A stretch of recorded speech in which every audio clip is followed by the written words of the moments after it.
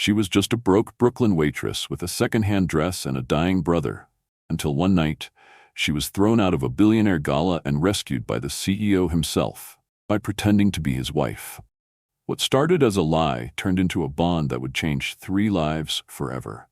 Who is Haley Brooks, and why did a powerful man risk everything for her? This is a story of sacrifice, love, and a truth born from one brave act. Tell us, where are you watching from? And don't forget to subscribe for more unforgettable soul stories. The morning rush at Jack's Diner in Brooklyn was a symphony of clinking plates, sizzling griddles, and voices too tired to be polite. Haley Brooks moved through it all like a seasoned performer, balancing 3 plates of scrambled eggs, bacon, and dry toast in one hand while pouring coffee refills with the other. The place always smelled like burnt grease and overbrewed coffee, an aroma that clung to her long after she'd showered, a reminder that she was surviving, not thriving. At 26, Haley didn't have the luxury of dreaming. Not when rent was late, tips were light, and her brother Ethan's medical bills were mounting like an avalanche she could never outrun. She offered a tired smile to the grumpy cab driver at booth 5, slid his check beside his plate, and wiped her hands on her apron, faded red with a rip stitched up in the corner. Across the diner, Ava Sinclair waved, balancing 2 mugs of hot tea and mouthing, "You good?" Haley nodded. But good was a word she hadn't used honestly in months. She was functioning. That was it. A glance at the greasy wall clock told her it was 10:43 a.m., 3 more hours before she had to catch the C train to Manhattan for her second job tutoring high school students. Algebra and geometry weren't exactly her passions, but they paid more than minimum wage, and every cent counted. Ethan's liver was failing. The waiting list for a transplant was long. The insurance barely covered half. They needed over $150,000 to even begin treatment with a private center. Haley had done the math at least 100 times, scrawling numbers on napkins and back of the envelope corners until the ink smudged, and her hope did too. "Order up." Tony, the line cook, barked from the window, jolting her out of her spiral. She grabbed the plate, waffles, sausage links, side of hash browns, and weaved past Ava toward table 2. Her body ached from lack of sleep, but she kept moving. She always did. During a lull, Ava sidled up beside her, a mischievous sparkle in her eyes. "You look like hell, babe. When was the last time you got a full night's sleep?" Haley forced a smile. "Luxury I can't afford." Ava sighed, pulling something out of her tote bag, a cream-colored envelope, thick and luxurious, with gold trim that glittered beneath the overhead lights.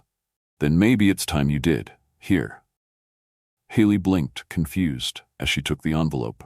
It felt foreign in her calloused hands. "What is this?" "A ticket to the West & Co. Gala. It's tomorrow night at the Langford Hotel. Crazy fancy stuff. I was invited for making the dean's list, but I just got into that summer journalism program in Chicago. I'm flying out in the morning." Haley's brows knitted. "Ava, I can't go to something like this. I don't even own heels, let alone a gown." "That's the point," Ava said, her tone suddenly serious.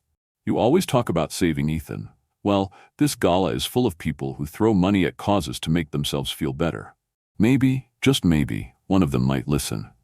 Haley's stomach turned. She wasn't good at asking for help. She was a waitress, invisible in a crowd. But Ava's words planted a dangerous little spark inside her. What if?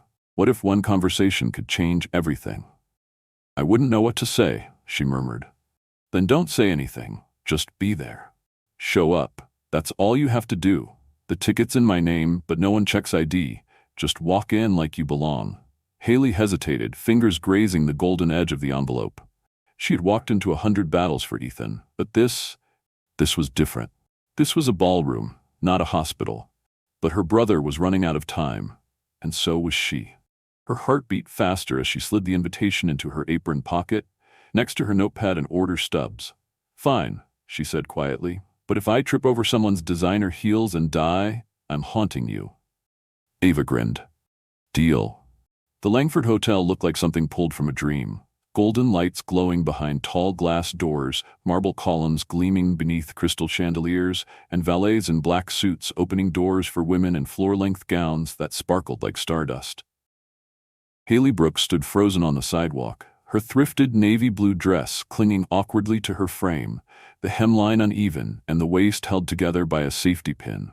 She had brushed her hair back into a neat twist and dabbed on a bit of lipstick Ethan had bought for her 2 birthdays ago. But here, surrounded by elegance and diamonds, she felt like a faded shadow trying to blend into a painting that didn't belong to her. She took a breath so deep it ached. "For Ethan," she whispered. The invitation trembled in her hand as she approached the entrance. She joined the line of guests, praying her nerves wouldn't betray her. When her turn came, she handed the envelope to the woman at the registration desk, who looked like she hadn't smiled in years. Her name tag read, Clarice, and she wore a headset like she was orchestrating a moon landing. "Name, ma'am?" "Haley Brooks," she said, heart pounding in her throat. Clarice glanced at the envelope, then at her iPad, then back at Haley's face, pausing just a second too long at her scuffed flats and mended dress. "I don't have a Haley Brooks on the list. This ticket belongs to Ava Sinclair. It's non-transferable." I know," Haley stammered. "Ava's my friend. She gave it to me because she couldn't come. She said no one checks ID." "Well," Clarice said, her voice cold enough to freeze glass, "your friend was mistaken." Haley's cheeks flamed. She tried to smile, to explain, but the words tangled in her throat. "I'm not trying to cause trouble. I just need 5 minutes inside." A man behind her snorted. "What is this, a reality show prank?" A woman in diamonds whispered loudly. She probably wandered in from the subway. The weight of their laughter crushed her. But Haley didn't back away. "Please," she said softly. "It's for my brother. He's sick. I came to ask someone, anyone, if they'd help." Clarice's face remained blank, her finger hovering over her earpiece. "Ma'am, if you don't leave now, I'll have to call security." And just like that, the world tilted. A tall man in a black suit with an earpiece appeared beside her, his hand gently but firmly resting on her shoulder. "This way, please," he said. The whispers swelled behind her like a cruel tide. Haley's vision blurred with tears, but she bit her lip, refusing to cry. "Not here. Not in front of them." Then a voice sliced through the murmurs, low, commanding, unmistakably male. "What's going on here?" Everyone turned. A sleek black car had just pulled up to the curb. Out stepped a man in a tailored tuxedo, tall, broad-shouldered, and effortlessly composed. His presence drew immediate attention, head swiveling, whispers shifting. Haley recognized him from online profiles and magazine covers. Adrien West, CEO of West & Co., the man who had built a financial empire before 35. His ice-blue eyes scanned the crowd before landing on her. They widened slightly, as if remembering something distant but important. Then he stepped forward. "She's with me," Adrien said, his voice smooth but sharp. "She's my wife." A silence fell so hard it echoed. Clarice paled. "Mr. West?" "I didn't know." "I don't care whose name is on the invitation," he said coolly. "She belongs here. Now step aside." The security guard froze. The crowd parted like water. Haley stood speechless, blinking up at him. His eyes met hers, steady and strange. She didn't know why he was doing this, but when he gently placed a hand on her back and guided her forward, she didn't resist.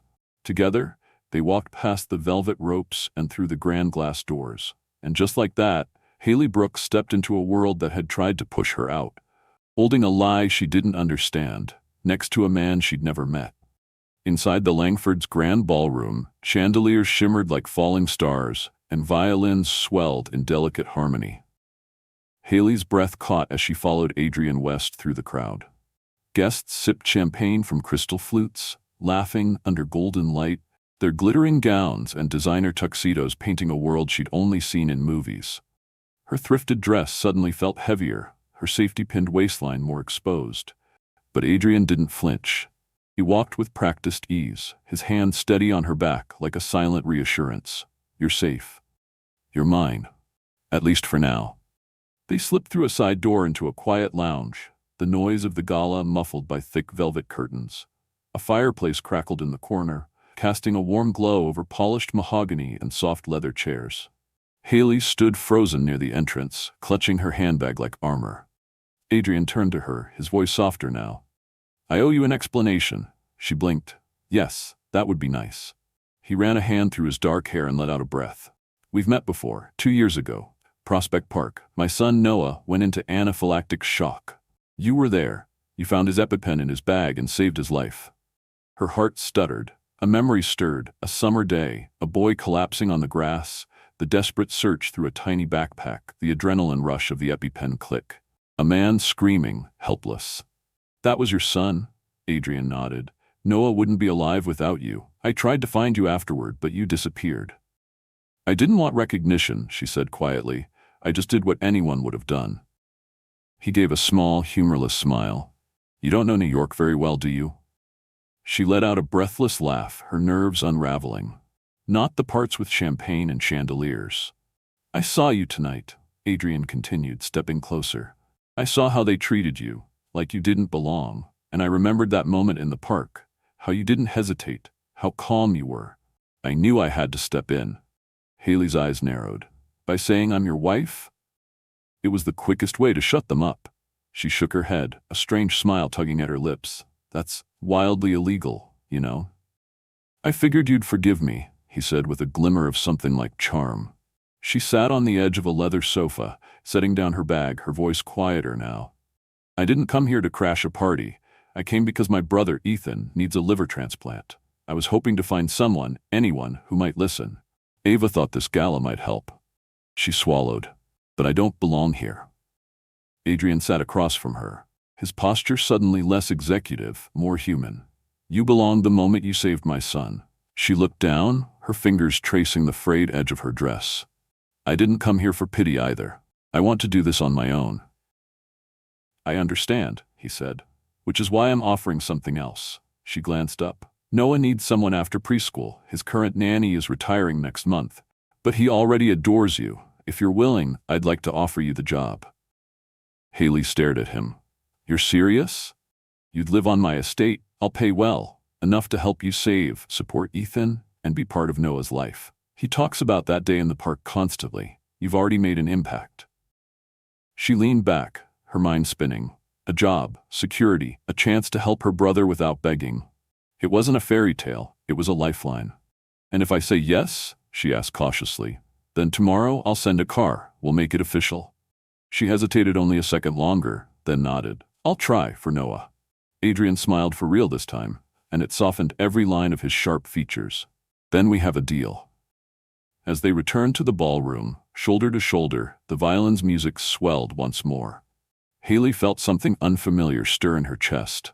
Not fear, not panic, but the whisper of hope. Maybe this night hadn't been a mistake after all. The guest cottage on the West Estate in Greenwich was like something out of a novel. Whitewashed walls, ivy-covered windows, and a lake that shimmered like glass just beyond the garden. Haley Brooks still couldn't believe she was living there. Each morning, birdsong replaced the honking horns of Brooklyn. The linens were soft, the kitchen smelled like cinnamon, and the silence was so pure it felt unnatural at times. But Haley moved carefully, as if afraid she'd break something. Porcelain, peace, or perhaps this temporary dream. Noah greeted her every day with the kind of joy that warmed even the coldest corners of her heart. He'd leap into her arms after preschool, insisting they become pirates or space explorers before homework. His crooked little bow tie never stayed straight, and he carried his plastic dinosaur like a talisman. Haley found herself laughing more than she had in years, chasing him through the garden, reading bedtime stories that always ended in wild giggles. She didn't just care for him, she loved him. Adrien, on the other hand, was distant at first. He returned from the city late in the evenings, shoulders tense, voice low, nodding politely before disappearing upstairs.